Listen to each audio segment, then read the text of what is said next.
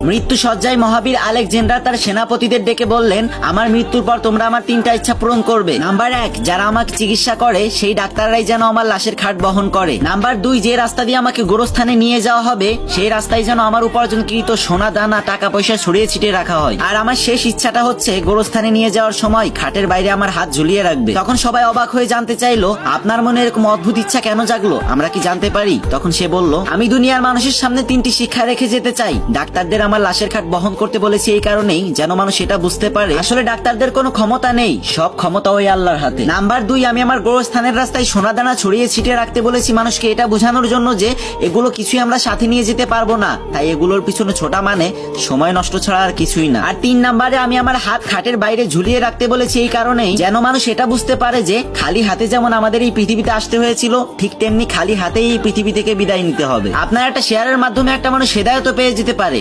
অনেক তো গান বাজনার ভিডিও শেয়ার করলেন ভাই, এবার না হয় একটা ইসলামিক ভিডিও শেয়ার করেন। আল্লাহ আমাদের সবাইকে বোঝার তৌফিক দান করুন।